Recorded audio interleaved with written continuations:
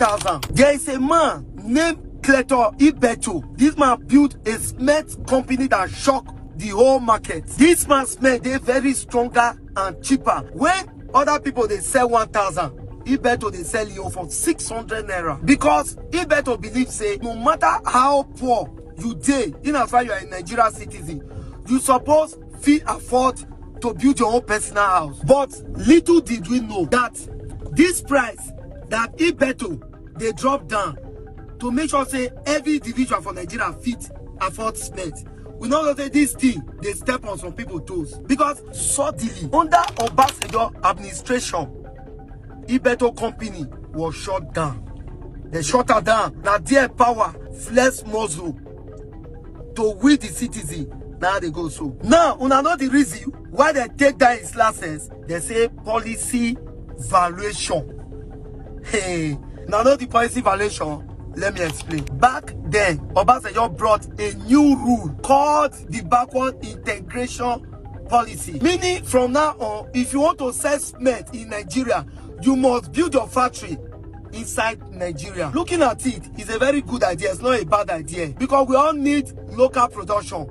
At least we help the economic growth. But this is where the game changed. Now, Dangote, more than not forget, he already they built the biggest factory in a place like Obajana, Igbese, and some other places like that. Meanwhile, Ibeto was still using what we call baggy terminal. He will import the raw cement, refine it in Nigeria here, bag it, and sell it cheaper to the people. Then our Oga will be say, if they locally they produce and here, Yoko they more expensive than person will be say, if they import from abroad. Anyway, he get where we they go. So when this new policy came, it suddenly made Ibeto business illegal overnight. Mind you, not everybody factory was ready then. No. Some was importing cement, just like Ibeto. So why Ibeto called it different? Because Ibeto, no one follow the instruction when other big marketers they give her.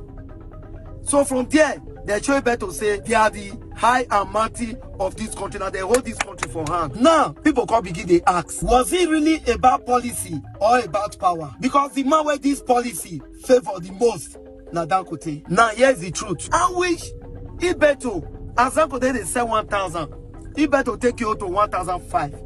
Here Dangote they will be best of friends. But Ibeto looks and no, they don't do things like that. That is the problem of Ibeto. So Ibeto downfall today is not just because Ibeto want to fall. Ibeto fall because of you and I.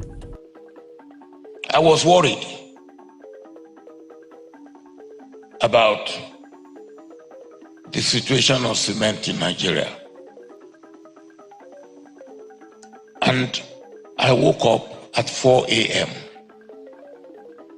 I couldn't sleep. Then I waited till 5 a.m.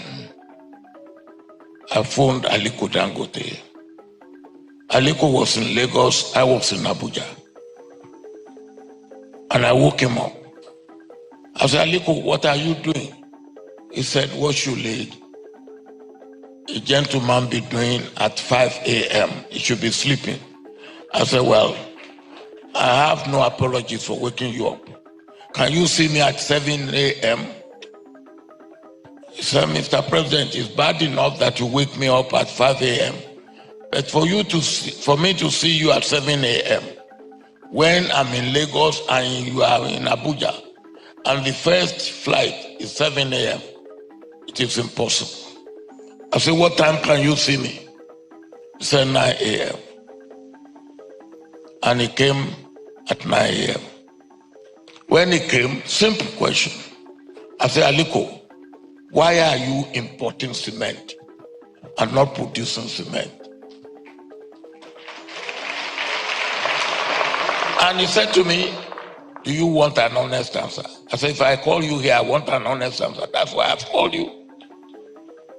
He said, because it's more profitable for me to import cement and sell than for me to produce cement, which is an honest answer. Then I asked him the second question. I said, what can I do to make you produce cement? He said again, you want an honest answer? I said, yes. He said, make it as profitable for me to produce cement as it is profitable for me to import cement and sell. Again, I haven't got where I was going or he was leading me. I said, how do I do that? He said, tie my importation of cement with my production of cement. My head got it. I said, you can go.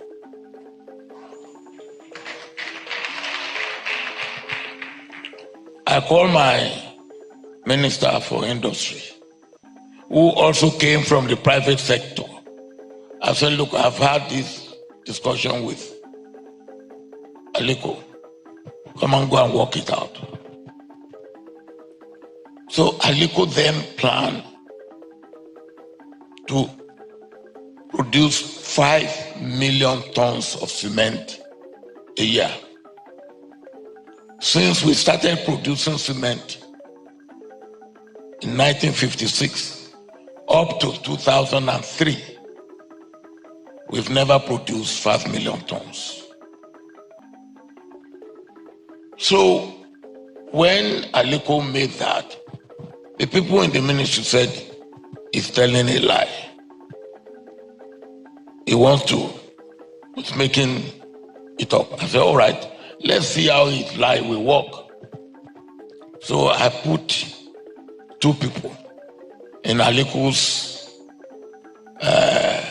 construction site, and they are reporting to me every day.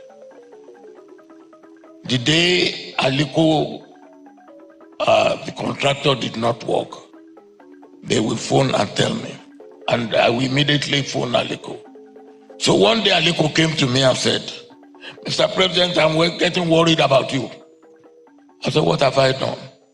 He said, you know about this cement project more than myself, and it is not a government project.